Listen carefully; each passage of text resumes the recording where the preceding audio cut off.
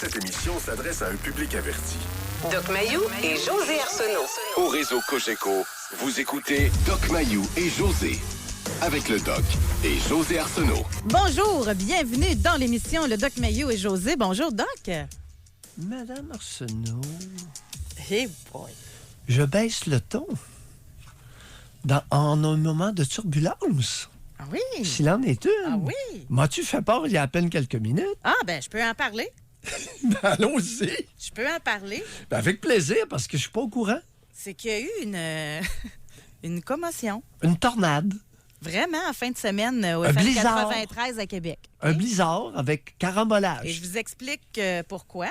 Ici, dans l'émission du matin, Bouchard en parle. C'est réputé, là. C'est une pensée plutôt de droite. OK? Puis Québec a longtemps été aussi là, de droite. Là, à chaque fois, on a pu le voir à travers les différentes élections, etc. C'est comme un courant ici à Québec. Mais il y a eu beaucoup de gens de Québec solidaire quand même qui ont gagné aux dernières élections. Donc, on voit que le paysage change un petit peu. Et Sylvain Bouchard a décidé de donner une invitation à Catherine Dorion de Québec solidaire pour qu'elle puisse s'affronter dans les idées une fois par semaine, un petit 15 minutes. Ah ouais? Non, Puis mais en dis-tu? plus, je trouvais ça Un super débat? drôle. Puis là, il appelait ça, ça va être le moment attache ta tuque. Je trouvais ça super bon, vraiment, là. Mais là, c'est incroyable. Premièrement, au niveau politique, on aimerait ça, nous autres, aussi, avoir un petit 15 minutes dans l'émission de Bouchard en parle. Mais c'est pas tant ça que c'est les auditeurs qui ont décidé justement de parler beaucoup. Et là, Sylvain a expliqué ce matin de façon très éloquente à quel point ce qu'on veut dans la vie, c'est des débats d'idées. Elle a sa façon de penser, lui, il a la sienne, alors ça va être un choc des idées. Fait que c'est tout ça pour vous dire qu'il y a eu une petite commotion qui s'est installée en fin de semaine.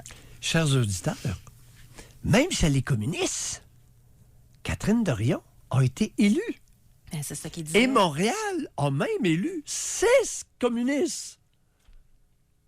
Ben, moi, j'aime ça, le choc des idées. Puis d'ailleurs, même vous et moi, des fois, on n'est pas d'accord là, dans l'émission. Mais ça va nous permettre de parler du communisme. Non, on n'en rajoutera pas. Là. Je viens de voir mon boss passer dans la fenêtre. Là. Fait qu'on va s'en tenir à notre émission, puis on va leur laisser gérer la leur. Mais comme vous m'avez demandé d'expliquer la situation, OK. je l'ai fait. Oui, parce que nous, ici, on n'était pas au courant. Là. OK. Si on vit dans un territoire Ils en isolé. ont même parlé à Radio-Canada, là. C'est parce que ça n'a pas donné que vous voyiez ça, là. On change de sujet. Bon, OK. on les laisse gérer. On a assez des nôtres, là. On ne commencera pas à se mêler des autres émissions. OK. On est d'accord? Au nom de la cohésion de la grille horaire, ma chère, tu parles à quelqu'un qui a quelques années derrière la cravate d'entretien ou d'intervention radiophonique. Bien, certainement. Alors, ne sais-tu pas, cher José, Oui. que la grille horaire quotidienne d'une station de radio doit entretenir de certains liens, ce qui justifie ton intervention d'à peine il y a quelques minutes. Bon, fait que vous êtes convoqués là, dans le bureau, là. On Alors- s'amuse un peu. Non, vous amusez. Vous essayez de nous mettre dans le trouble, là. Non. Fait que, bon, José. alors, notre Oui. sujet d'aujourd'hui, si vous arrêtez pas, va nous concerner. Repartir à zéro. Tu continues, José. Elle est bonne. Bon, Oui. c'est un petit lien, là. Lien, Un wow, petit c'est un lien. Bon, parce que, en passant, Oui. dans mon ancienne vie, où je ne calculais pas le nombre de glucides dans mon alimentation, j'aimais vraiment beaucoup les produits de la face cachée de la pomme. Là, tu vas dire, hey boy, où est-ce qu'on s'en va avec ça? C'est une entreprise d'Hemingford. Ah, ben. Et c'est une entreprise qui fait vraiment, là, qui ont été reconnus au niveau mondial pour leur cidre de glace. Oui. Et même, ça vous dit sûrement quelque chose, si vous êtes allé à la SAQ, Neige, le produit, là, c'est eux autres, ça. OK? Et c'est des pionniers. Et quand on dit eux autres, Il s'agit de Caroline Néron. De Caroline Néron, qu'est-ce que je dis là? De Alexandre. Voyons, c'est de François Pouliot et Stéphanie Baudouin. Bon. Bon lapsus, c'est José. deux entrepreneurs. C'est parce que je lisais l'article puis il disait Loin des feux de la rampe. Je En tout l'ai cas, lu, bon, ouais, c'est ça. exact. Fait que bon, c'est François Pouliot et Stéphanie Baudouin. Des jeunes entrepreneurs, là, 49, 54 ans, puis ils ont vraiment bien mené ce projet-là, sauf que l'année 2018, ça a été pénible. Et ils ont perdu le contrôle de la cidrerie, de la marque de commerce, etc. À un moment donné, il y avait besoin d'investissement, donc ils ont élargi l'actionnariat, la merde de poignée. Finalement, ils ont perdu tout ça. Et là, ils ont décidé quand même de se relancer dans le même domaine, mais en changeant un peu leur façon de faire et de promouvoir leurs produits.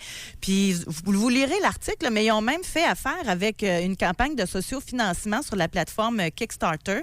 Il y avait un objectif de 50 000. Ils en ont récolté 68 000. Ils sont associés avec des ambassadeurs également pour faire connaître le produit, etc. Oui. Mais ce que je retiens, et pourquoi je vous dis ça ce matin, c'est tellement le genre d'histoire que moi, là, m'inspire. Il aurait pu, suite à ça, se dire « Oh, on n'est pas bon, on a eu un échec. Viens, on va broyer ensemble pendant un an, on va aller se cacher, puis on va essayer de se meurtrir pour se dire tout ce qu'on a fait de pas correct, puis qu'est-ce qu'on aurait dû faire, etc. » Bon, ils l'ont peut-être fait, je le sais pas, l'histoire ne le dit pas, mais ils se sont relevés. Ils se sont retroussés les manches, puis ils ont décidé, dans leur force, là, c'était ça leur force, les cidreries, les vergers, etc., ils ont décidé de repartir. Et moi, j'ai beaucoup d'admiration pour ça.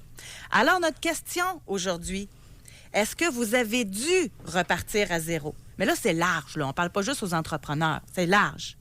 Puis en passant, là, l'histoire est en route. On ne sait même pas s'ils vont réussir tant que ça, là. Mais ils replongent dans l'aventure. Puis dans les beaux films, puis dans les belles histoires, ça finit tout le temps bien. Mais il y en a peut-être, ça finisse pas bien non plus en passant. Tu sais, repartir à zéro, là. Ça peut être autant au niveau intime. Tu sais, des gens que ça fait 25... Moi, j'en ai vu, là, à l'âge de 65, la madame demande séparation, là. Monsieur pogne son air, là. À 65 ans, refaire ta vie, ça doit être spécial, là. Ou encore, t'as investi, fait faillite, t'es habitué d'avoir un train de vie incroyable, t'es obligé de repartir à zéro. Tu sais, il y a plein de sphères. On invoque, c'est souvent évoqué. C'est pas souvent vrai qu'on recommence à partir de zéro. Bon. Dans le cas qui nous intéresse, c'est que ces deux individus-là, après un échec financier, se relancent dans le même domaine. Ils sont très loin de repartir à zéro. Ils ont des acquis. Surtout au niveau des connaissances. Oui, l'expérience. Ils ont des contacts multiples. Ils peuvent... ils ont des connaissances. Ils ont des liens. C'est pas repartir à zéro, ça. C'est se relancer. Les mots sont importants ici. Il y a quand même une... C'est de repartir du début, là, alors qu'il était rendu... Non, c'est pas partir du début. Non, parce que tout ce qui est acquis est acquis. L'expérience, les contacts, les connaissances... Ça, je comprends votre point. Comprends-tu? Parce que, je vais y arriver. Par contre, j'ai déjà vu des personnes séparées qui, après une séparation, ont vraiment tout perdu. Se retrouvent dans un petit logement. OK, il n'y a plus de maison. Ils se retrouvent dans un petit logement avec des meubles usagés. Plus d'amis. Plus une scène.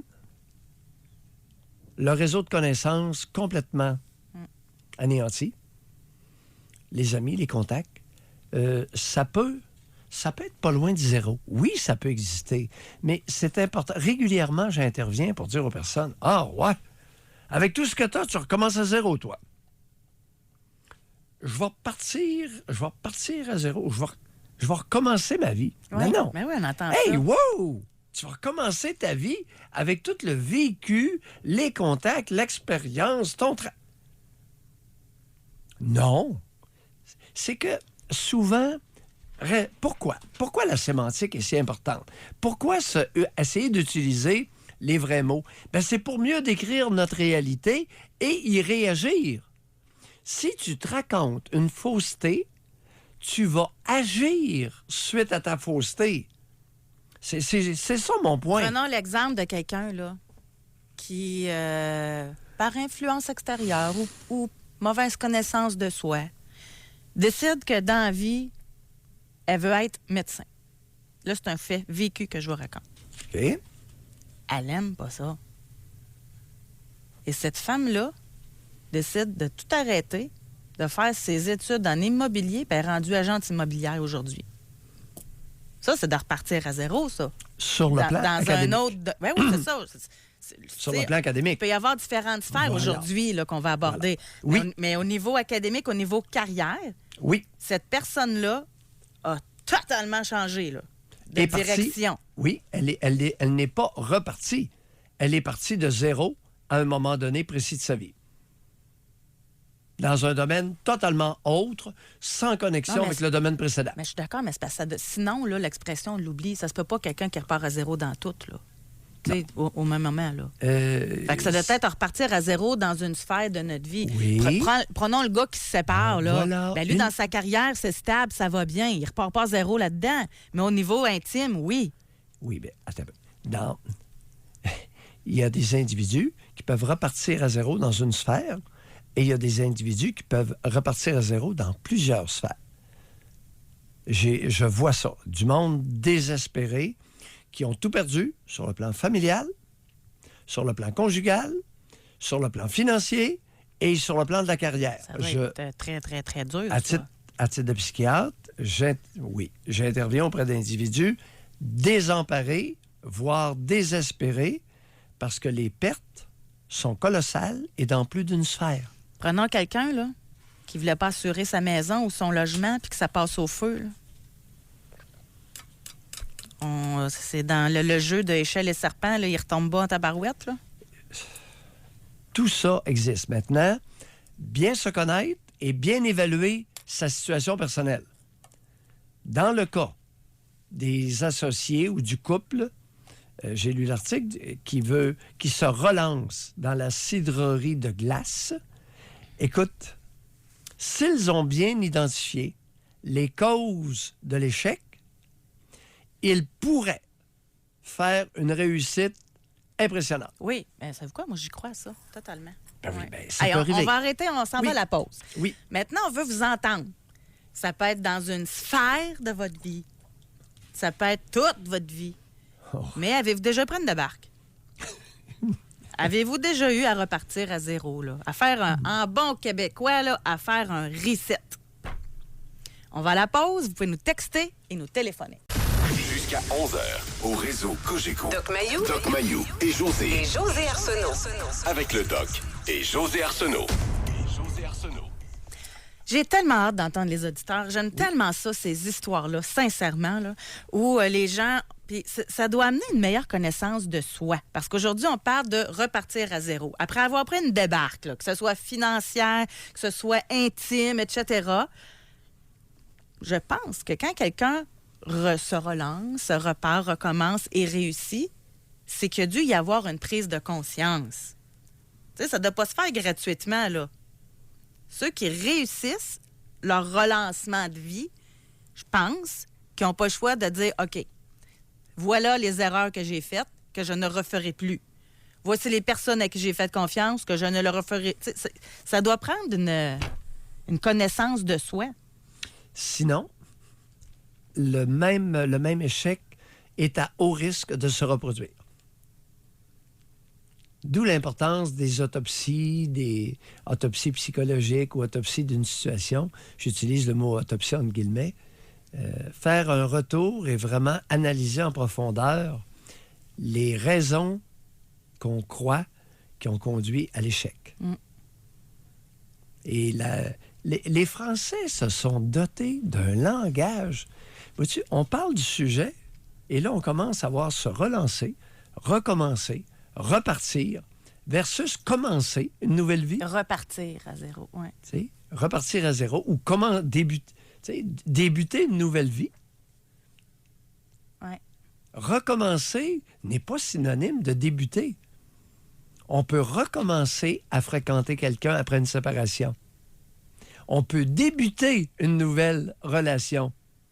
On ne recommence pas sa vie avec une nouvelle relation. On débute régulièrement, j'entends tout ça, mais tout mêlé. Tu sais, la personne... C'est un manque de vocabulaire ou un manque de pas de discernement, de précision par rapport à... C'est pour ça qu'on en parle. Chers amis, le discours intérieur que vous tenez est important.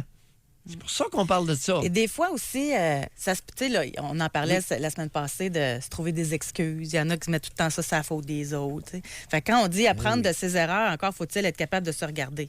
Ben oui. Mais ça se peut peut-être aussi qu'il arrive des événements qui sont hors de notre contrôle, qui font qu'on doit faire un pas en arrière pour mieux revenir. On va aller au téléphone, on va parler avec Marie-Hélène. Bonjour, bienvenue dans l'émission. Bonjour. Marie-Hélène. On vous écoute, Marie-Hélène. Oui, bien alors, moi, dans le fond, c'est qu'il y a 2 ans, mon conjoint s'est enlevé la vie. À cette époque-là, j'avais 37 ans avec 2 jeunes enfants de 5 et 8 ans. Et puis, c'était un homme vraiment de grande envergure qui souffrait malheureusement de bipolarité. Alors, ça va un petit peu aussi avec la thématique de cette semaine, avec la cause Belle. Et puis, évidemment, un suicide, c'est un choc comme ça. Ça a été le nombre de chocs qui survient encore dans ma vie. Il a fallu que je me remette sur mes pieds dans la gestion de ma famille, de mes enfants.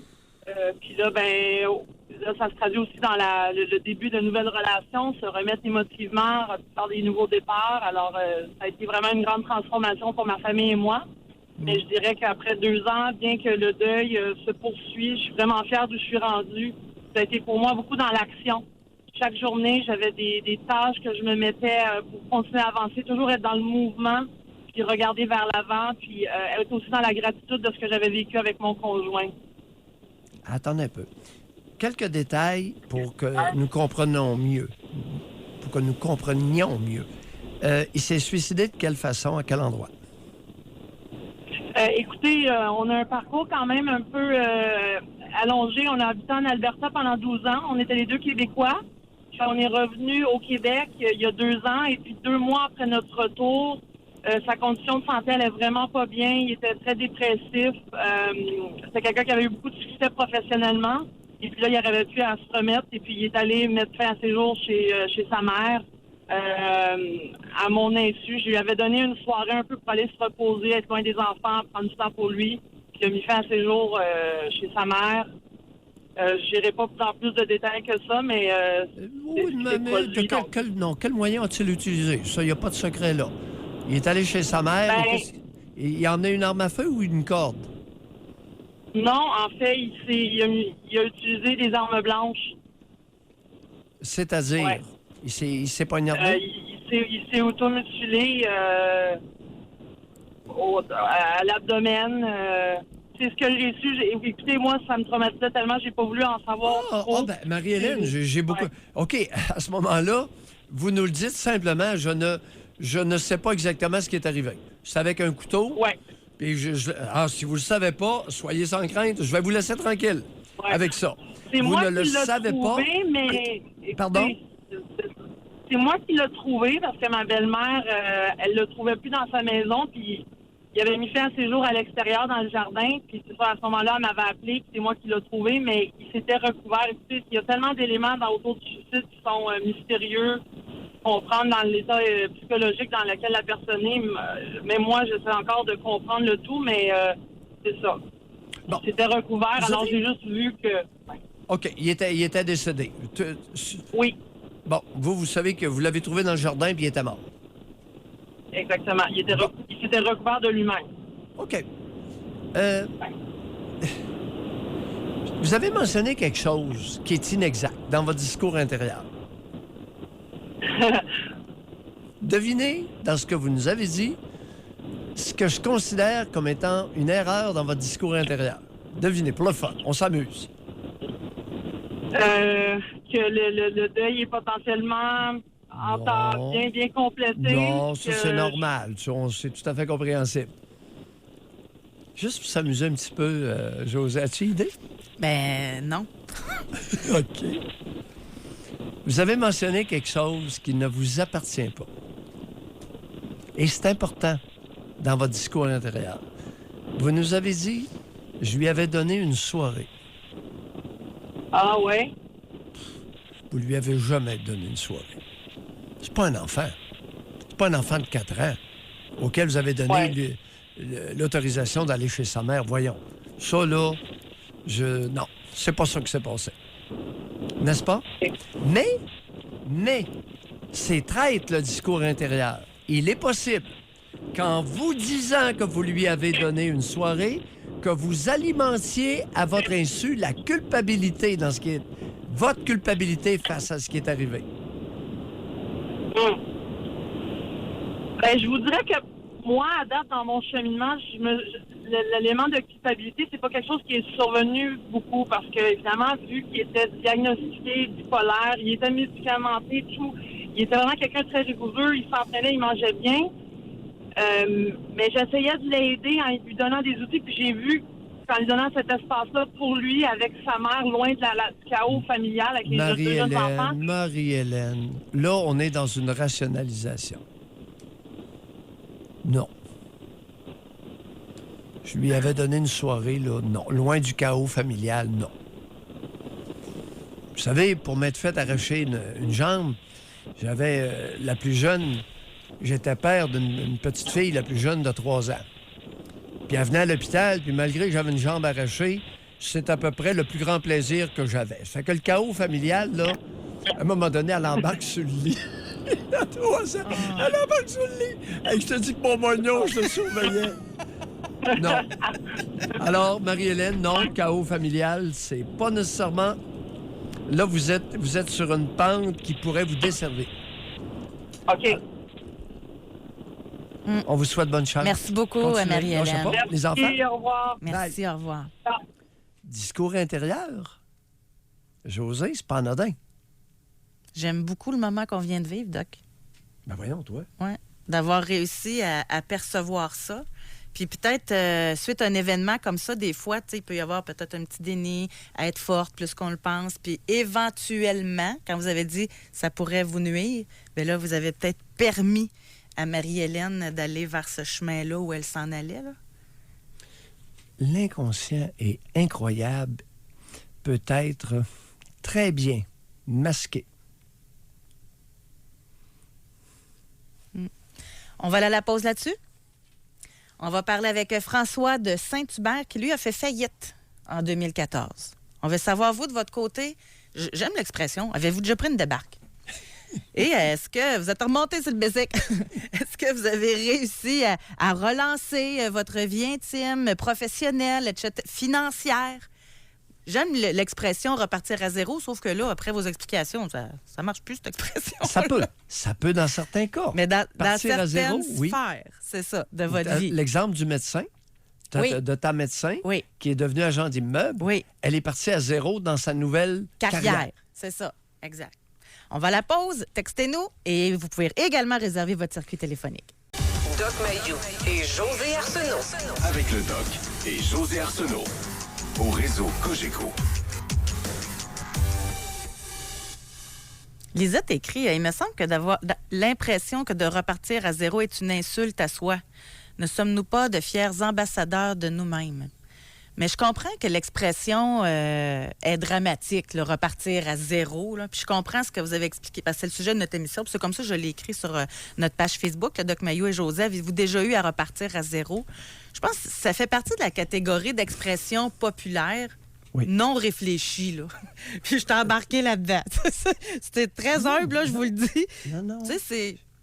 Mais on comprend que ça se peut pas repartir à zéro. Parce que, comme vous avez dit tantôt, on a nos acquis, on a nos expériences. Mais quand tu le vis, tu as peut-être l'impression, par contre, que... Et dans certaines situations, il y a des catastrophes, il y a des tragédies humaines qui peuvent faire en sorte que dans plusieurs sphères de notre vie, nous ayons à partir de zéro. Il y en a, puis on va au téléphone, là. Oui, puis il y en a qui se découragent. D'ailleurs, tu trouves pas ça spécial quand même? Marie-Hélène, son conjoint, prospère en Alberta, revient ici. et il se met à très mal aller. Est-ce qu'il est revenu parce qu'il allait mal ou si le fait qu'il soit devenu suicidaire soit une conséquence d'une dégringolade? En tout cas, on ne connaît pas tous les faits de la cause. Mais là, je m'en allais là, puis c'est parce que... Mais il nous manque d'informations. Je ne voulais pas l'associer au conjoint de Marie-Hélène, mais prenons... Je pense que c'est masculin, ça, là, mais en tout cas, vous me le direz. Il y a beaucoup d'hommes qui s'identifient beaucoup à l'argent, à leur réussite. Définitivement, et on va en parler. Et Je vais te parler de quelque chose. à partir, tu sais, quelqu'un qui est habitué à standing de vie, habitué à grosse maison, gros train de vie, puis ils sont fiers, là. Puis ils montent, là, tu sais. Mais le jour où ils perdent ça, je pense que ces hommes-là ont l'impression qu'ils ne sont plus rien.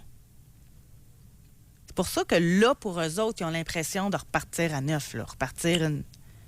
S'ils survivent à la perte, José, je dois te confier quelque chose dont je n'ai jamais parlé. Mon père, c'était un commerçant d'animaux. Oui. Bon, une 3e année de scolarité. Et il y avait plusieurs de ses amis commerçants d'animaux qui avaient une 3e, une 4e ou une 5e année tout au plus. Ces hommes-là faisaient de l'argent. Mais écoute, plusieurs savaient à peine lire, mais ils savaient, comme disait mon père, calculer. Oui. Ça calculait, puis il y avait de l'argent. C'était pas des millionnaires, mais ça brossait, puis c'était payant. Ceux qui étaient débrouillards et habiles faisaient de l'argent. Est arrivé des enquêtes de l'impôt avec des réclamations de gros montants d'argent. À ma connaissance, il y en a au moins 3 qui se sont enlevés la vie. Hein? Non, José, OK. je la trouve pas drôle. OK? Je la trouve pas drôle, pantoute. Complètement perdu. Complètement perdu. Je savais pas par quel bout prendre ce problème-là. Je suis ruiné, puis j'ai plus rien, puis je ne suis plus rien. Bang! Pendaison, puis... Puis des types qui fonctionnaient très bien. L'impôt en a tué plusieurs au Québec. Ça n'a jamais été allégué, ça. Combien de personnes au Québec se sont suicidées suite à des réclamations d'impôts? Moi, j'ai vu du monde en détresse. Non, ça, je le comprends, mais continuons, là. Pourquoi s'identifier... Ben, tu sais, c'est ça. Mais c'est-tu masculin, ça? Ben oui. L'argent, la réussite. Surtout quand tu pars de rien. Ces hommes-là, ce monde-là, était parti de la misère noire. Puis t'as beau leur dire, regarde, t'as une bonne famille, t'as des gens qui t'aiment, tu peux Non, recommencer. non, Hey, ils non, n'entendent non, rien, là. Non. Ils n'entendent rien. Ils sont bons dans un domaine. Ils réussissent bien dans un domaine. Ils connaissent les animaux, ils connaissent les abattoirs, le commerce, les transactions, les négociations. Ils sont bons. Arrive une réclamation, et souvent, les réclamations, j'aime autant te le dire, étaient copieuses. Parce que les gars, il n'y avait rien pour se défendre. Il n'y avait aucune maudite facture. C'était tout payé en argent. Donc, ils ne pouvaient réclamer aucune dépense contre les revenus bruts déclarés par Revenu Québec ou Revenu Canada. Puis il n'y avait pas l'instruction non plus pour... 10 ans, 15 ans, puis 20 ans en arrière. Tu as 0 facture. Donc, tu n'as aucune dépense contre le revenu brut allégué. T'es fait à l'os. On va poursuivre. On va aller... La première fois que je parle de ça. Oui. C'est assez dramatique quand même. Il y en a tué une gang, l'impôt. Puis il y en a peut-être d'autres Puis qui vont pas- se reconnaître là-dedans aussi, Ben, des proches en tout cas. Oui. On va parler avec François qui nous appelle de Saint-Hubert. Bonjour François. Bonjour, ça va bien? François. Et vous, on on vous écoute. OK. Moi, j'étais un homme marié avec une femme, et puis on était ensemble 14 ans. Au bout de 14 ans, on a décidé de se marier. Oui. La vie était belle, tout roulait bien. J'étais l'homme le plus heureux. Quand on s'est mariés, 1 an après, je suis parti travailler, je suis chauffeur de camion, puis j'allais aux États. Oui. Je comprends que madame était à la maison souvent seule, mais ça faisait partie de mon travail. Puis moi, vu qu'elle ne travaillait pas, ça me prenait un travail quand même assez payant. Moi, j'ai continué à aller travailler aux États, et puis un dimanche matin, je suis parti, et puis elle m'a annoncé qu'elle ne voulait plus venir. Elle ne voulait plus que moi, je revienne à la maison. Là, j'ai ma semaine à faire sur la route. Quand je suis revenu, la seule chose que j'ai ramassée dans la maison, vu qu'il y avait mes 2 garçons là, excusez l'expression, mais c'est mes bobettes. Je suis parti de là, j'ai été voir ma mère. Je suis tombé en larmes devant ma mère. J'ai dit, ça me prend une place à rester. J'ai dit, je suis en rue. J'ai pas une scène devant moi. J'ai ri. J'ai resté chez ma mère. J'allais chercher mes enfants à toutes les fins de semaine. Et puis, à un moment donné, mes enfants m'ont demandé de venir rester avec moi à temps plein. J'ai rien. Je suis encore chez ma mère, puis je retourne entre ma mère puis chez ma soeur. Parce que j'ai rien entre moi. J'ai pas d'argent, j'ai pas de meubles, j'ai absolument rien. Fait que j'ai dit à mes enfants, j'ai dit, ça dépend. J'ai dit, il faut appeler maman, puis faut y demander à elle. Là. Moi, je vois pas comment que ça peut marcher. Détail. Quel âge avaient vos fils à ce moment-là? Gabriel, il avait 11 ans, et puis mon fils Jérémy, lui, avait 9 ans. OK, on continue. OK. Là, il y a eux autres, le temps qui ont été restés avec elle. Elle a déménagé 2 fois. Et puis, à un moment donné, elle a tiré mes enfants par les oreilles et tout. Les oreilles, puis elle l'a pogné à la gorge. Puis, à un moment donné, je m'en allais les porter un dimanche. Et puis, on est sur l'autoroute, il fait super beau. Moi, j'aime pas aller porter mes enfants à tous les dimanches, mais j'ai pas le choix, mon travail m'appelle. Fait que je vais le porter, on embarque sur l'autoroute, et puis mon garçon, mon plus vieux, Gabriel, il se met à pleurer sincère. Ben, j'ai dit, voyons, j'ai dit, qu'est-ce que t'as? Il dit, il dit, comme si j'aurais un coup de couteau dans le dos. Puis ça, il me dit ça en pleurant. Fait que finalement, on est passé au ZAC avec la maman, et puis elle a dit, ben, si vous voulez aller rester avec papa, c'est correct. Mais depuis ce temps-là, elle ne voit pas les enfants. J'ai pas de pension, j'ai rien. Absolument rien. On s'est séparés en 2014. Ça a été réglé en 2016 en cours. Même moi, aujourd'hui, je cours encore après la pension. Qui est le gouvernement, là, je sais pas, le département du gouvernement. François. Oui. Vous êtes un homme et vous avez vos 2 fils. Oui. On va se contenter. Oui. Un homme? Oui, puis je demanderais rien de mieux, monsieur Mailloux. Bon. Rien de mieux. Mais est-ce que recommencer sa vie à zéro, moi, je l'ai fait. Mais aujourd'hui, tu restes quand même tout le temps avec la crainte de refaire ta vie. Parce que vu que tu as recommencé à zéro avec ce qu'on a ramassé aujourd'hui, j'ai comme une peur de m'avancer même avec une autre femme. Bon, ça, c'est un autre problème. Ouais. Mais là, vous vivez où, là, avec vos gars? Moi, je suis à Saint-Hubert. Oui, je reste à Saint-Hubert. Non, mais je veux dire, elle. parce que vous restiez chez votre mère, vous êtes allé chez votre sœur. Puis, Oui, j'étais chez ma mère à cause que je prenne le temps de trouver... Oui. François, la question est, actuellement, vous êtes installé, votre installation physique.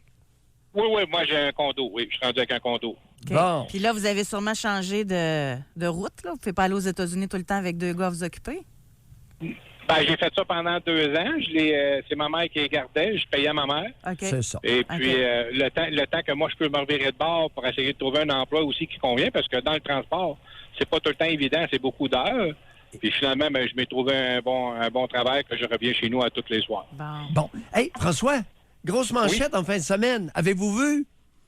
Walmart, je vais avoir votre opinion là-dessus.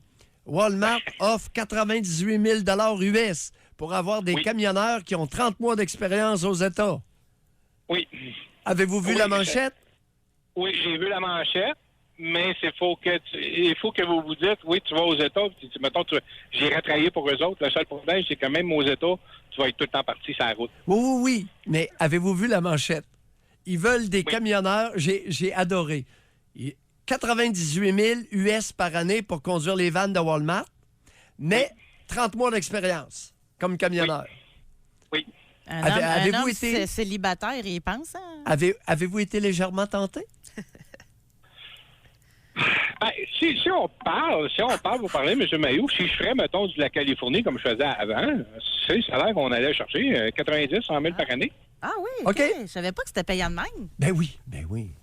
Oh oui, on travaille tout le temps, par exemple. On est tout le temps sur la route. T'es parti, comme en Californie, en équipe, t'es parti 7 à 8 jours. Oui.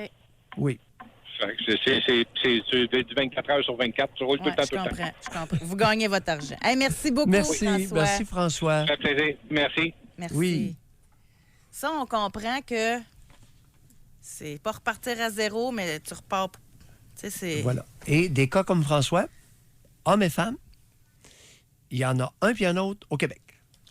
On va parler avec Cathy qui nous appelle de Drummondville. Bonjour. Bonjour, bonjour. Bon matin à vous deux. Cathy, Oui. on vous écoute. OK. C'est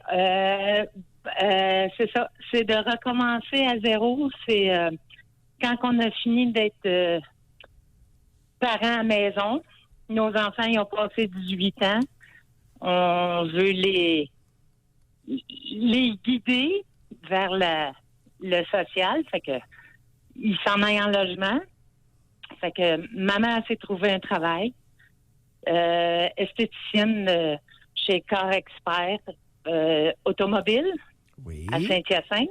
Mhm. Et puis, quand ils ont manqué d'ouvrage, ben c'est ça, là, un an après, il manquait d'ouvrage. Et puis, j'ai voulu, j'habitais chez ma mère à Saint-Hilaire, j'ai voulu faire une nouvelle vie. Puis, je dis, bon, je vais aller me trouver peut-être un autre job-in un peu plus loin. Fait que j'ai comme quitté Saint-Hilaire pour Drummondville. Et puis, je me suis trouvée... j'ai été obligée d'habiter aussi avec dans mon véhicule un mois de temps pour arriver à me trouver un logement. Puis, c'est ça. Je me suis trouvé un logement. Puis, c'est ça. J'ai essayé de connaître le monde de la ville qui était pas évident. Fait que j'ai eu des conflits avec certaines personnes au McDonald's, un certain restaurant d'enfants qui est un McDonald's à Drummondville. Et puis, j'ai été comme 6 mois à pas sortir de chez moi parce qu'ils m'ont bousculé, ces enfants-là. Fait que, mais après, ben mon fils m'a aidé. Il est venu m'aider à Drummondville. Excusez. Il est venu m'aider à Drummondville. Et puis, c'est ça. Là, j'ai fait comme 3 ans. Là, ça fait 3 ans. Puis, j'ai des petites bêtes. J'ai un lapin. J'avais un berger allemand avec mon fils. Puis, ils ont 13 ans. Puis, mon chien, il a 14 ans. Puis, mon lapin, il a 13 ans. Fait que ça, c'est une adaptation à ceux qui connaissent pas ça, avoir des bêtes longtemps. Fait que moi, c'est important de les amener en bicycle. Puis là, dernièrement, je me suis grillée d'une trottinette. Et puis l'année passée, à l'automne, et puis je me le suis fait voler. Fait que, mais ça aussi, c'est une autre adaptation. Je m'en vais d'une nouvelle ville pour faire du social, pour approcher mes petites bêtes sociales, puis avoir mes produits, mes activités. Puis ça aussi, c'est de recommencer à zéro. Puis, mais vous parlez du sujet, mais je suis un peu pas découragée parce que je prends le temps de vous appeler, mais... Vous avez quel âge, là, Cathy? 46. Vous avez 46 ans seulement? Oh, Et là, ouais. avez-vous un travail ces temps-ci ou si... Non. Je reste à la maison parce que, justement, je trouve ça difficile sortir à l'extérieur. Je connais quelques personnes, là, mais pas assez pour dire que je peux amener mes bêtes à une petite place. Et Cathy, vous avez vécu dans votre véhicule un mois de temps? Oui, dans le cours du McDonald's. Puis le matin, j'allais déjeuner là. J'allais me débarouiller dans la chambre de bain. Et puis, puis il y avait 2 enfants à un moment donné. Il y avait une petite fille qui a voulu passer devant moi un matin. Elle a mis la jambe devant ma jambe. Fait que moi, je l'ai regardée. J'ai remis ma jambe devant sa jambe. Fait que la petite jeune fille de 10 ans à peine arrive, elle me regarde, elle dit « Ah ben là, excusez du mot. Ah ben tabarnak. » Là, je l'ai regardé tout bas. J'ai dit « Oh, là, c'est un enfant. » Mais là, j'ai dit « Si tu veux sacrer, on va sacrer. » Mais moi, je voulais pas sacrer après cet enfant-là. Fait que j'ai accroché le petit bout de la gogoune. J'ai même pas accroché l'orteil. Fait qu'elle s'est gonflée les poumons d'air. Elle s'est mise à crier dans le McDonald's, à pleurer. Elle est allée voir sa sœur. qui est d'un certain poids. Elle me poussait un peu. J'ai revolé sur une personne âgée. Après, elle a vu que j'ai pas tombé. Fait qu'elle m'a poussé juste en haut des seins, en bas des épaules. J'ai revolé 2 pieds dans les airs. Un gros pied dans les airs, j'ai pu toucher. Puis j'ai revolé le derrière de 2 pieds à terre. J'étais couchée à terre dans le McDonald's. La responsable des employés, elle a rien dit. Elle a juste crié « Hey, qu'est-ce qui se passe ici? » Fait que j'ai sorti dehors. J'étais toute ébranlée. Là, je me suis en allée chez moi. Mon fils, il n'a rien vu. Mes amis, ils n'ont rien vu. C'était Vous avez mentionné que vous viviez dans votre véhicule à ce moment-là. Vous dites, je suis retourné chez moi. Oui, c'est ça. J'ai été un bout parce que j'avais fait comme un peu de sociable quand j'habitais dans mon véhicule. Oui, c'est ça. Quand j'habitais dans mon véhicule, c'est un peu mêlé, c'est ça. J'ai appris à connaître quelqu'un. Comment vous dites? C'est un peu mêlé, là. Mêlé. C'est parce que ça s'est passé tellement... Oui, ça s'est passé tellement en peu de temps, tous ces événements-là. Mais quel mois? Pour aboutir à que je veux faire une nouvelle vie dans une nouvelle ville, ben dernièrement, c'est ça. C'est de recommencer à zéro. Quel mois de quelle année? Quel mois de quelle année vous avez vécu dans votre véhicule? Ça, c'était en 2013. Quel mois? Quel mois? Ah, ça, c'était plus l'été. Le mot tarde. OK. C'est correct, Cathy. OK. Non, c'est correct. C'est ça. Ça recule tellement parce que ça fait trop de temps que je veux tellement le dire à quelqu'un. OK. Là, il fallait que ça soit à Doc Mayou ce matin. OK. Bye, Cathy. Oui, merci beaucoup, Cathy. Bonne chance. C'est correct. Juste avant d'aller à la pause, je vais lire Femme 38 ans. À l'âge de 27, séparation, par ma maison, mon chien. Pète une balloune, par mon char. Casier qui m'empêche de continuer à être éducatrice. Il ne me restait plus grand-chose. Aujourd'hui, nouveau conjoint, garçon de 10 ans et nouveau diplôme en poche. Tout est possible. Intéressant, hein? Il y a des pertes dans plusieurs domaines. Perte de la maison, perte du chien, perte de l'auto, perte de l'emploi à cause du dossier criminel. Il ne restait plus grand-chose, effectivement. Et là, finalement, aujourd'hui, elle dit que tout est possible. On va à la pause. Doc Mayou et José Arsenault. Avec le Doc et José Arsenault. Au réseau Cogeco.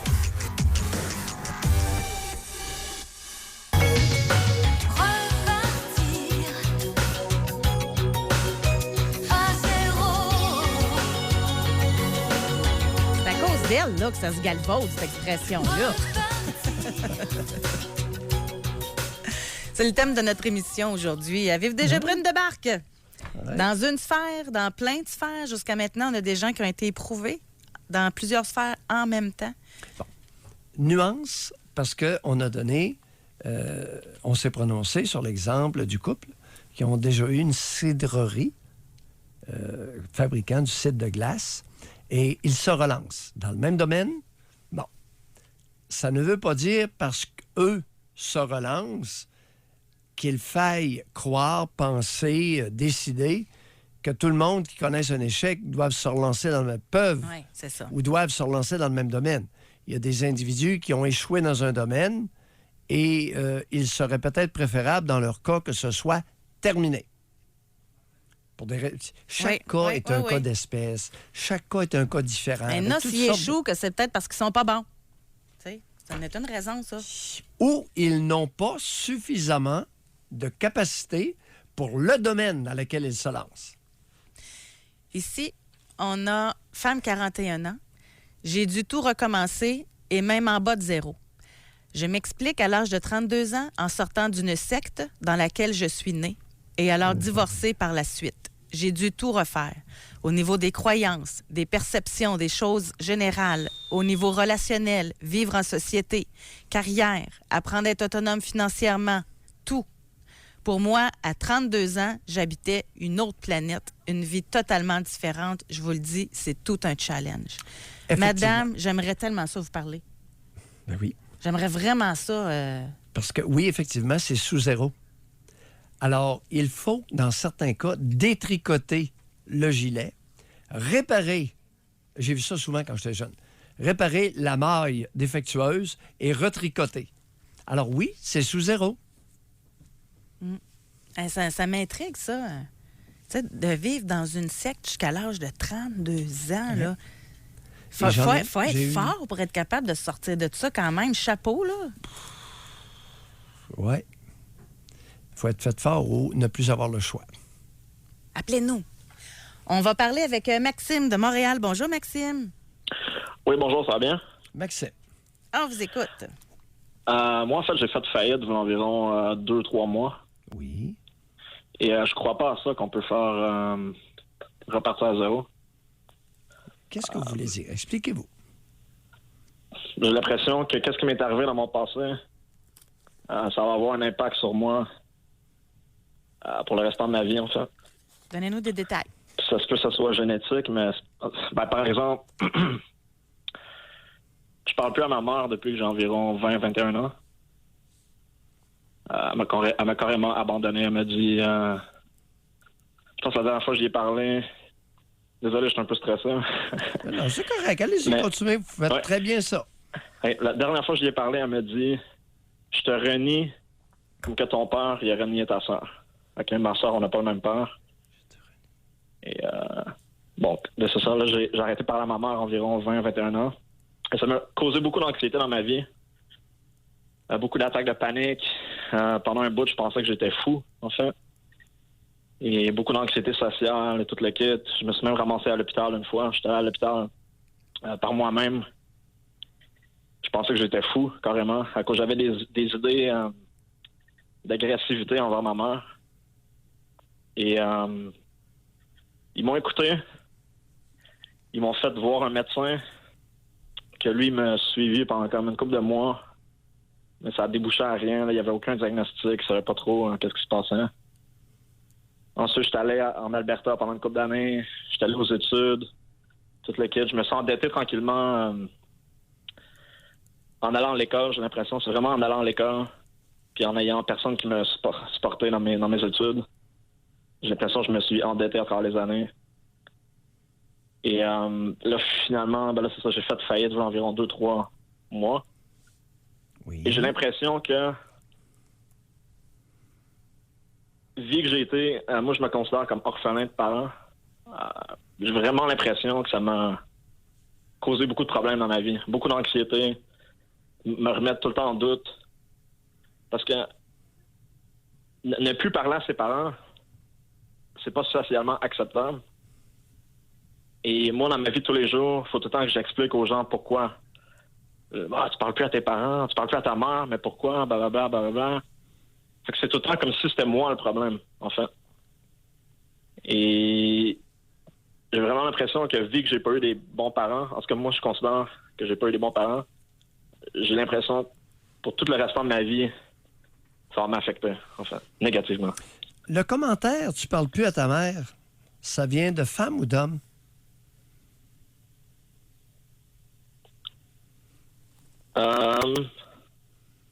Bonne question. Les deux, je dirais. Non. Dernière fois que vous avez entendu ça, pensez-vous qu'un de vos chums va vous dire « Ben là, Maxime, c'est terrible, tu parles plus à ta mère. » Toutes les femmes que vous avez rencontrées vous ont toutes dit ça. « Quoi? Tu parles plus à ta maman? » Est-ce que je me trompe? Ça se peut que ce soit les femmes. Honnêtement, j'ai pas vraiment remarqué. Ça se peut que ce soit plus les femmes. Ben voyons. Ça m'est rapporté régulièrement. Ben là, faut que tu parles à ta mère. Voyons. C'est plus un... Maxime. Ouais. Ouais, c'est ça. C'est socialement pas acceptable. Hein, ça, c'est sûr. Maxime, 21 ans, un homme parle plus à sa mère. Il est où le problème? Ben, j'ai l'impression que la majorité des gens, puis même moi, en fait, j'ai l'impression que c'est potentiellement moi le problème. Même si je le sais que ça fait aucun sens. Maxime. Je le sais que logiquement, ça fait pas de sens, là, mais j'ai l'impression que ça me cause de l'anxiété, en fait. Maxime, une femme ne peut pas faire de son fils une personne adulte et virile. Ouais, non, ça, c'est sûr. Ça, je le sais sûr à 100%. Puis en plus, mon père, il est pas très viril en partant. Donc. Ah, alors là, on va se diriger, on va laisser maman tranquille, parce que sa job est finie depuis longtemps, à 21 ans, depuis l'âge de 21 ans, et on va se diriger du côté du paternel. Alors, que nous recèle cette avenue? Ben là, justement, OK, moi, j'ai l'impression que dans la dernière décennie, j'ai comme protégé inconsciemment mon père, OK? Et là, dans les derniers mois, j'ai commencé à me poser la question, est-ce que ça se peut que mon père aussi qu'il n'y ait pas trop de bon sens? Et là, j'ai commencé à me poser des questions beaucoup, puis ça fait 10 ans que je vous écoute, là. Ça m'a donné les bonnes pistes. Et j'ai comme l'impression que mon père, en fait, était jaloux de ma relation avec ma mère. Non, ne me ça dites cause beaucoup pas! d'anxiété aussi. Pauvre petit Pete! Pauvre petit Pete, il était jaloux. Maman vous aimait beaucoup. Ben, c'est l'impression que j'ai. Parce qu'à chaque fois, j'allais, comme une fin de semaine sur deux chez mon père, de tout ce qu'il me parlait, c'est comment ma mère l'a trompé, puis elle a fait ci, puis elle a fait ça. C'est juste de ça que j'ai entendu parler toute ma jeunesse. Alors, il vous mettait en garde contre cette méchante amante? Oui, vraiment. C'est juste de ça qu'il parlait. Qu'est-ce que vous fait rire, Maxime? C'est que j'ai réalisé ça, justement, v'là comme une couple de semaines. Puis je peux pas réaliser que j'ai pas réalisé ça avant. C'était tellement évident. Non, ainsi va l'inconscient. Au moins, ne vous flagellez pas là-dessus. Là. L'inconscient, c'est puissant. Et l'inconscient masque, camoufle. Ouais. Non, le bonhomme, là, on le longe pas. OK, Maxime? Ouais. La bonne femme, on la laisse tranquille. Ça fait longtemps que sa job est terminée, là. Mais là, mon problème, c'est que, vu que j'ai réalisé ça envers mon père, là, j'ai comme... Tu sais, j'y parle encore et tout, mais là, ça me cause de l'anxiété similaire à quand j'avais commencé à avoir des pensées comme ça envers ma mère. Là, je me dis, là, si j'arrête de parler à mes deux parents, ça va mal à la chope. On s'entend? Pas nécessairement. Non. Est-ce que ça peut aller plus mal sur le plan émotionnel que c'est allé depuis des années? C'est une bonne façon de le voir. On entend votre cerveau réfléchir. Là. Bye, Maxime. Ouais. C'est bon, merci. Bye. Merci, Maxime. Avis à ceux qui affirment, gros gens comme devant, que je blâme toujours les mères. Vous réécouterez l'entrevue avec Maxime. J'ai remarqué. On va à la pause. Doc Mayou et José. Avec Doc Mayou et José Arsenault. Au réseau Cogeco. Je suis surprise. Depuis que j'ai lu le commentaire d'une femme qui, à l'âge de 32 ans, est sortie d'une secte, on a 2 autres personnes qui nous ont écrit pour la remercier parce qu'ils avaient vécu la même chose. Oui. Mais il y en a donc bien. On n'entend pas parler, mais c'est... Moi, j'aimerais ça, à un moment donné, là, s'il y en a Des qui petits pouvaient coins, nous... entre autres, derrière Victoriaville, le Donham, il y a des sectes. Oui, il y a des sectes dans plusieurs petits Il n'y a pas dans le villages. coin de la Valtrie aussi? Je sais pas. Là, il y a quelqu'un qui nous dit L'avenir, sorti à l'âge de 34 ans. Repartir à zéro est exactement ce qu'on doit faire. Perdre parents, amis, social rendu inexistant, car un coup qu'on sort de cette secte, nos repères sont inexistants. Moi, ça m'a pris 4 ans à réussir à me rebâtir une vie, nouveaux amis, etc. Ah, ça a bien été, 4 ans, c'est une période courte de reconstruction.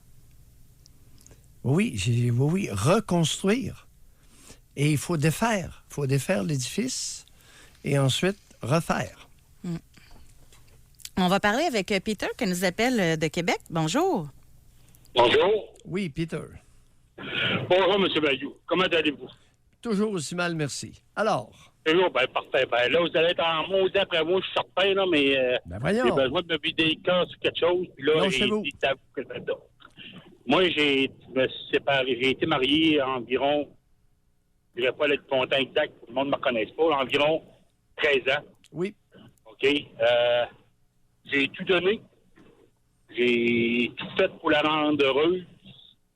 Au bout de certaines années qu'elle a décidé de partir, à cause qu'elle a lu le livre les 50 leçons de gré, elle a décidé que c'était fini. Fait que là, j'ai tout perdu. J'ai fait faillite.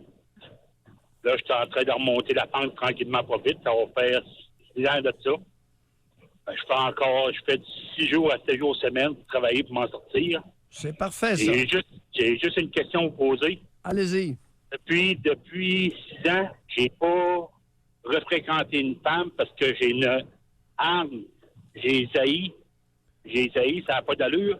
À tel point que j'ai zaï que quand donc il manque une relation, quelque chose de même, j'aime mieux payer pour avoir une relation que sortir avec une nouvelle femme. Continuez comme ça un bout de temps. Normal. Vous êtes pas le seul. Alors, si vous aimez mieux payer pour de l'intimité, continuez à le faire.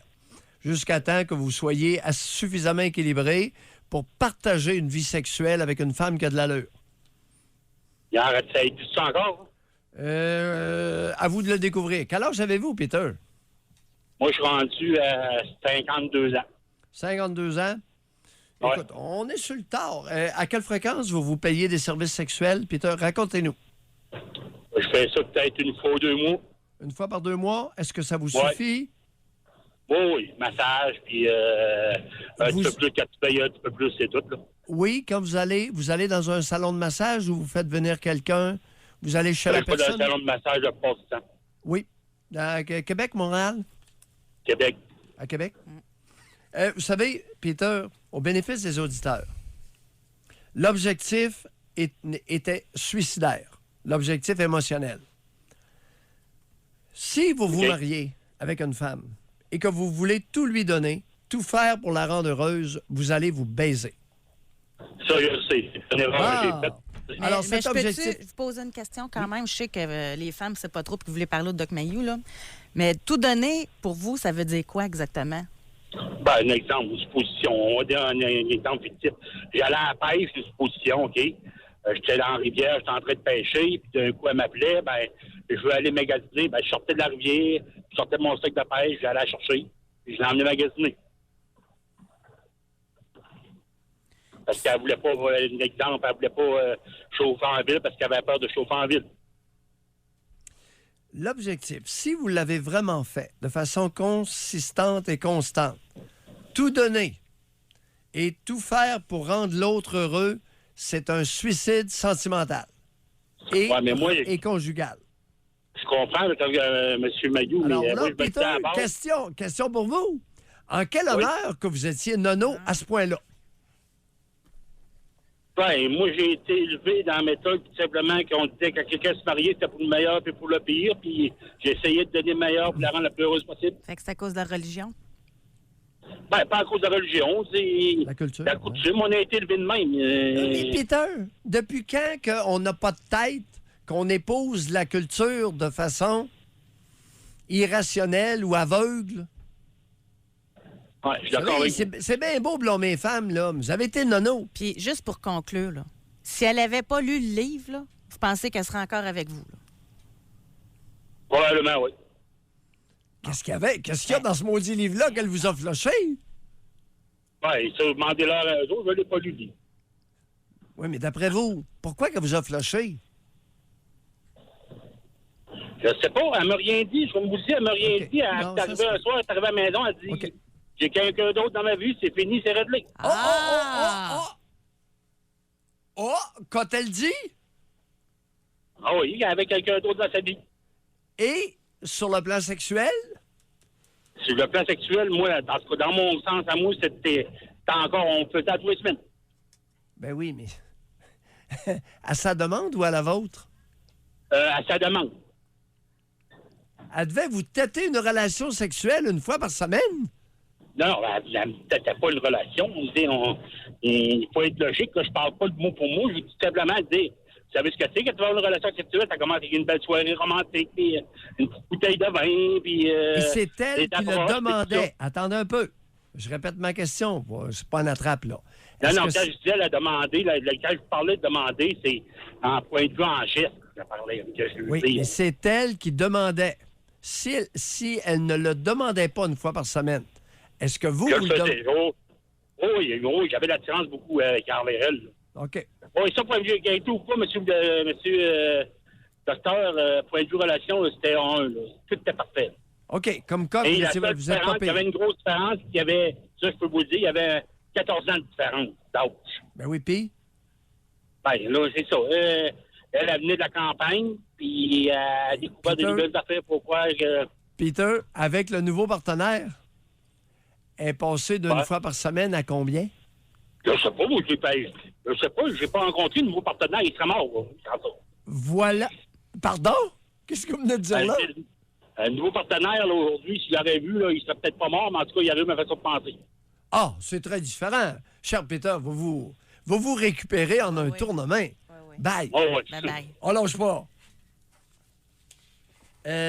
José, Mais se retenez beaucoup, là. appelle à prendre au sérieux. Beaucoup d'hommes dans cette situation-là, des 52 à 65. Il n'est pas le seul.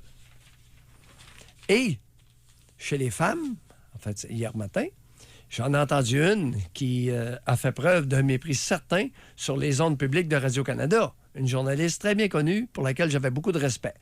Écoute, au niveau du mépris exprimé, Mais là, il y en avait beaucoup, là. oui. Mais n'allons pas croire que c'est seulement des hommes qui expriment du mépris envers les femmes, là. Il manque, tu sais, quand on disait apprendre de ses erreurs, qu'il faut se regarder soi-même, là. Ouais. Je vais juste dire ça en conclusion. Peut-être que Peter devrait se regarder. Puis au lieu de vouloir battre l'autre homme, il y aurait peut-être eu avantage à demander à sa conjointe, bien, qu'est-ce que tu as retrouvé chez celui-ci qui fait en sorte que tu me floches? Si elle avait été à l'aise, sans crainte pour la sécurité de son nouveau partenaire, tu sais, il s'est récupéré, là, mais on a très bien compris. Très bien. Puis le livre, là, c'est un prétexte, là. C'est-à-dire, certaines découvertes peuvent amener certaines femmes à certains comportements. Autrement dit, pour celles qui n'ont pas compris, il y a des livres qui déniaisent, José. Non, c'est sûr que ce livre-là a été très, très, très, très lu. Vous le savez, hein? Par beaucoup de femmes. Puis moi, j'ai toujours dit aux hommes qu'ils devraient lire le livre s'ils veulent comprendre pourquoi que les femmes l'aiment tant, ce livre-là. Il est plate. Pour un homme, là, hey. Non, c'est un livre de... Non, mais il y a si des vous voulez livres de femmes. comprendre les femmes... Hey, je m'excuse, là, si moi, là, je prends comme prétexte que mon conjoint me quitte à cause d'un livre, tu le livres, ce maudit livre-là, pour comprendre qu'est-ce qui s'est passé? Il était pelé. Là, vous méprisez, là. C'est vous qui méprisez. Non, il était pelé. S'il vous plaît, ne m'afflige pas d'un pensum. Mais il y a de quoi réfléchir. Hey, vous me surprenez. Peut-être que le livre est épais, mais pourquoi qu'il a touché autant de femmes? Non, épais dans le sens de nombreuses pages. Comme psychiatre, ça Pas devrait épais. vous intéresser. Oui. Non, mais j'ai regardé le film. Mon compte.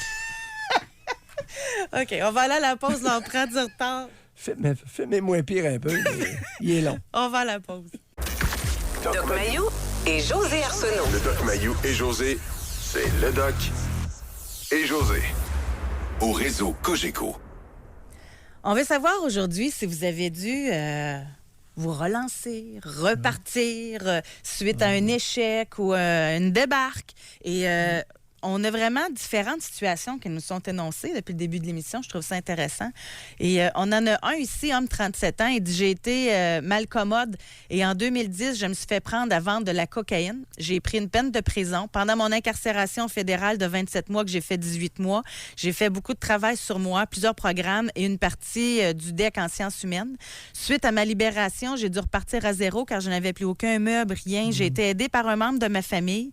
J'ai trouvé un bon emploi. J'ai tranquillement gravi vers la réussite. Aujourd'hui, 7 ans plus tard, je suis dans le domaine de la vente, mais de produits légaux, et je suis à l'aise financièrement. J'ai une magnifique conjointe depuis 2 ans et je vis plusieurs de mes passions et je me sens accomplie. Et ce que je retiens de tout ça, c'est que oui, ça a été rough la prison, mais sans avoir touché au fond du baril, je ne me serais jamais sortie de cette gamique. Je prévois l'achat de ma première maison et peut-être fonder notre famille bientôt avec ma blonde. Expérience différente.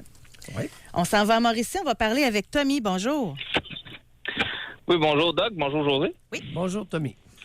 Oui, bonjour. C'est sûr, c'est pas, on pourrait dire, une situation qui était aussi grave que les situations de divorce, de séparation qu'on a entendues. Moi, ça concerne la perte d'un emploi. Oui. Dans un domaine dans lequel que j'ai étudié, dans un domaine dans lequel que j'aimais. J'avais fait un cours en massothérapie à l'école MCA à Trois-Rivières en 2011-2012. J'ai ensuite travaillé pendant 1 an au Godefroy à Bécancour pendant un bon certain temps, mais même si j'habitais chez mes parents à l'époque parce que j'étais jeune, le salaire était moindre. Quand je me suis rendu compte que j'avais fait un 330 sur 2 semaines, je me suis rendu compte que c'était off un peu. Fait que j'ai changé. Je suis allé dans le coin de Saint-Alexis, plus proche de chez moi de toute façon. Et j'ai eu des très bonnes conditions de salaire et tout, mais je me suis fait mettre à la porte. Et je tiens à souligner que les personnes qui se sont relancées dans le même domaine, le couple avec les CID, ça prend beaucoup de courage de se relancer dans le même domaine. Moi, ça s'est éteint là. Avec la mise à pied, la massothérapie. J'ai essayé même par après. J'avais même une petite clientèle bâtie chez moi. Et j'ai essayé comme autant. Ça s'est éteint là, l'impact s'est fait là. Fait qu'il a fallu que je me relance dans autre chose.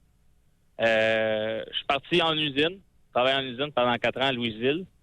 Après ça, je suis parti dans le transport. On a une entreprise familiale. Je suis parti dans le transport et j'adore ça actuellement. Mais je pense que c'est surtout la question du pourquoi que j'ai été mis à la porte. J'avais aucune plainte au dossier. J'avais aucune plainte de clients au dossier où je travaillais à ce moment-là. J'avais des bons commentaires. Je sais pas, même les gens ont essayé de m'encourager à continuer. J'avais étudié là-dedans. J'avais passé un temps de ma vie, un petit peu, 6 mois, quand même, une formation pour pouvoir pratiquer ce métier-là. Mais beau comme autant, j'ai eu beau vouloir me remotiver, même à l'heure actuelle, il y a des gens qui me disent... Attendez, Tommy, oui? Vous avez été expulsé. Vous avez été mis dehors, mis à la porte. Il doit y avoir une raison. On n'a pas voulu vous la donner? Ça a été en débat avec le syndicat là-bas. Parce que j'ai été mis à pied à 352 heures et à 360 heures, je tombais syndiqué. OK. Vous croyez... La raison pour laquelle que j'ai eu, c'est que mes ménages, mes entretiens de fin de soirée étaient pas suffisants. Ça concernait pas la job de massothérapeute en tant que tel. Il n'y avait aucun problème à ce niveau-là. C'était les petites jobines d'à côté qui ont dit ça marche plus. Tommy, vous ne seriez pas le premier. Vous ne seriez pas le premier à être limogé, à perdre votre emploi à la veille d'une accréditation syndicale. Non, probablement pas. Vous ne seriez pas le premier au Québec. Non. OK? Oui. Bye, Tommy. Lâchez pas. Bye. Merci. Il y a toutes sortes de gimmicks qui existent, surtout dans les petites entreprises. Les syndicats peuvent, à l'occasion, nuire. Ils peuvent aider dans certaines occasions et nuire dans d'autres. Imaginez-vous donc. Tout ça existe. Ouais. Il est important de demeurer ouvert. Je ne suis pas anti-syndical. Je dis simplement que dans certaines entreprises, il y a des syndicats qui ont nui. Il y a des syndicats qui ont été violents. Tout ça existe. Donc, on a ici homme 55. Oui. J'ai fait une faillite de 700 000 en l'an 2000. Oui. J'ai tout perdu. Et en plus, divorcé, payé une pension alimentaire pour les 3 enfants. Aujourd'hui, je me suis refait. J'ai 150 000 en REER et je roule en Mercedes. Ici. Alors, oui, c'est intéressant. Et ce serait bon de savoir, est-ce que vous vous êtes relancé dans le même domaine ou si vous êtes parti à zéro dans un autre domaine? Un peu comme Tommy. Tommy a laissé faire la massothérapie, est allé en usine et là, il est dans le transport. Il y en a plusieurs qui voulaient encourager, d'ailleurs, les gens qui ont fait faillite. Là. J'ai aussi fait faillite il y a 14 ans. Ça ne m'a pas suivi. Je me suis très bien repris. Qu'ils gardent espoir. Donc, mais c'est du cas par cas. Là. Faut... C'est ça. Chaque histoire est singulière. Exact. Ici, on a un auditeur et dit, moi, c'est le côté professionnel que j'ai recommencé. J'étais chef cuisinier avec les heures plus l'over. J'étais plus capable d'ajuster le temps de qualité avec mes 2 jeunes enfants et ma blonde, car elle, sa carrière, c'est infirmière de nuit. Oui, elle a un meilleur salaire. Par contre, j'aime bien ma nouvelle job et avoir plus de temps libre de qualité. Des fois, c'est ça. C'est des situations. Il y a des réaménagements, il y a des adaptations. Tout ça existe. Ici, on a Merci. suite Oui. à un avortement, mes problèmes d'anxiété ont augmenté. J'ai quitté la maison pour me retrouver chez ma mère. Je me suis séparée d'un conjoint dont j'ai appris qu'il me trompait depuis des années. J'ai perdu mon emploi par la suite. Après avoir appris à vivre avec mes troubles d'anxiété, j'ai un bon conjoint et 2 beaux enfants.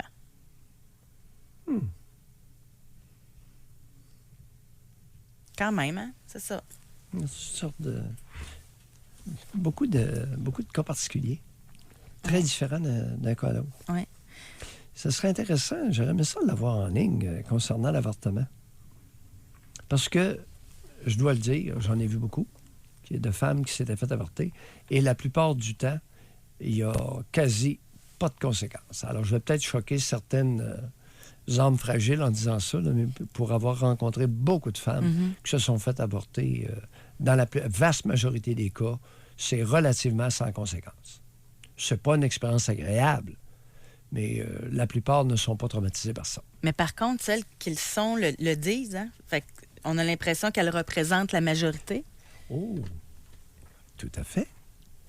Alors, il arrive que dans certaines problématiques, les personnes affligées soient beaucoup plus vocales, verbeuses, criardes, etc., là, peu importe les Mais je pense que qualificatifs. ça serait jugé d'entendre une femme dire non, libération.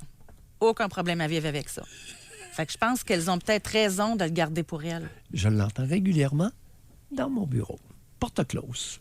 Mais croyez-vous qu'elles font bien? Parce que dans notre société, je pense pas que ça serait très bien perçu. Oh oui. Oh oui, elles font bien. Toute vérité n'est pas bonne à dire. Je pense qu'il y aurait beaucoup de jugement même par rapport à ça. Es-tu en train Je pense de qu'on sourire? va se mettre ça dans notre carnet de notes. Es-tu en train de sourire en fromentant un sujet? Tu vas vous voyez écrire dans le cahier, hein? Non, mais c'est ça. Moi, j'aime ça quand on aborde des sujets tabous, puis celui-là, c'en est encore un très, très grand. Tu sais, autant il y a des Marqué, on a traumatisé ouais, ou libéré il est dans le cahier. par Parfait. l'avortement? Merci beaucoup, Doc, encore une fois pour aujourd'hui. Merci beaucoup à notre équipe. C'est lundi. Notre équipe qui s'appelle Benjamin. On se donne rendez-vous demain. À demain. Salut tout le monde.